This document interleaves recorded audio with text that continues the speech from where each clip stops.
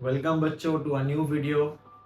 इस वीडियो में हम लोग डिस्कस करेंगे NCERT class 10 exercise 1.2 that is real numbers का part 2 in which we will do the first sum. We will solve the first sum in this exercise.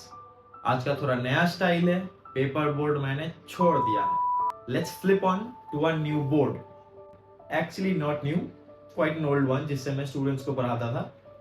I'll use it for videos now. Sasta tikau, So let's see what the question says. In the question it said, express each as the product of its prime number.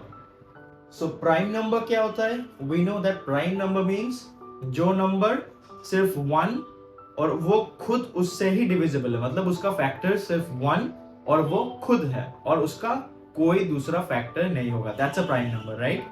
ये हम लोगों ने class 6 या 7 में पढ़ा था, याद भी नहीं है मुझे, बहुत छोटा था मैं.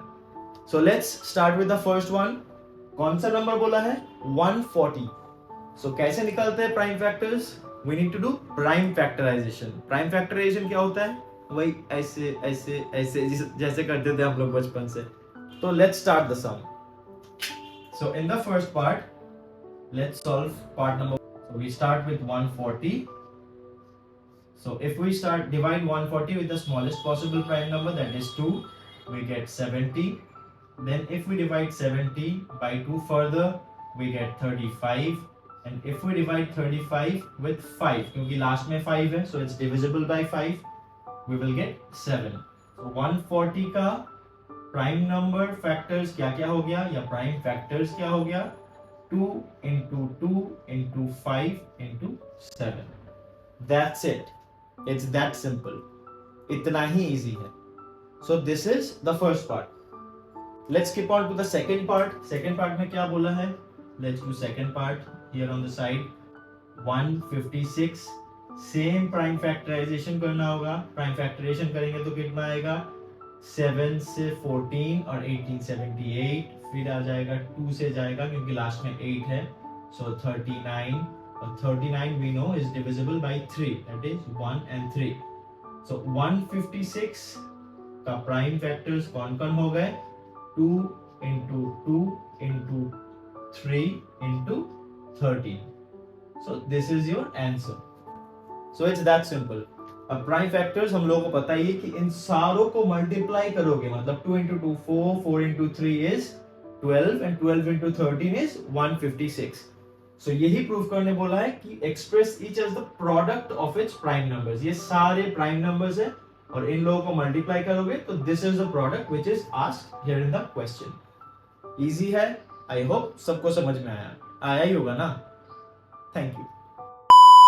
Let's go to the third part now जिसमें 5005 is in the question. Let's delete this one.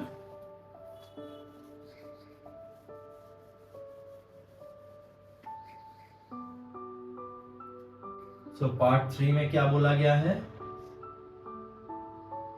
5005. So देखते हैं किससे जाता है. पहले जाएगा 5 से, so it will become 1001. अब 1001 किससे जाएगा? 1001 जाएगा 7 से. 7 से करेंगे तो 130 मतलब 4, 21 3. 4 3 7 8 नहीं जाएगा तो 143 इसके बाद जाएगा 11 से. So 11 into 13. So इसका प्राइम फैक्टर्स कौन कौन हो गए? 5 into 7 into 11 into 13. So that will be the prime factorization. और इसका जो प्रोडक्ट होगा that has to be equal to this one. ठीक है, क्लियर है?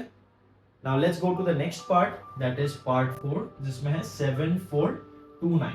So let me quickly erase this out.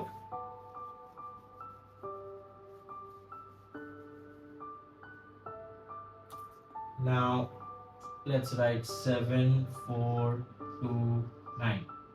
So 7429 किस किस से जा सकता है? 7429 ऐड करके देख लेते हैं पहले 3 से डिविजिबल है कि नहीं. 9 plus 2 is 11, 11 plus 4 is 15 and 15 plus 7 is 22. So नहीं जाएगा. So और कौन सा नंबर से जा सकता है? Guesses 17 से जाएगा. 17 से अगर जाता है सो कितना आएगा, 17 का टेबल तो याद ही होगा सबको। तो इधर होएगा 4, उधर जाएगा 3, मतलब 7, ठीक है। फिर उसके बाद और किससे जा सकता है, 19 से जाएगा, 19 2 जा 38, 38 बच गया 57, सो 57 19 से कितना में जाता है, that is 23। So 7429 will be equal to 17 into 19 into 23. So these are the factors of 7429 और इन सब का प्रोडक्ट बन जाएगा हमारा जो कि क्वेश्चन में गिवन है, that is 7429. So hope this was easy for you to understand. सबको समझ में आ गया होगा। अगर नहीं आया तो प्राइम फैक्टराइजेशन फिर से देख लेना एक बार, सारे प्रोसेसेस को फॉलो कर लेना। कोई भी डाउट है तो कमेंट सेक्शन में do drop a comment, I will reply to each and every comment possible. और उसके साथ साथ also please if you like this video and my way of explanation, give a thumbs up, like this video and subscribe to my channel for further updates for all your NCERT sums from chapter 1 exercise 1.1 to the very last chapter. Thank you guys.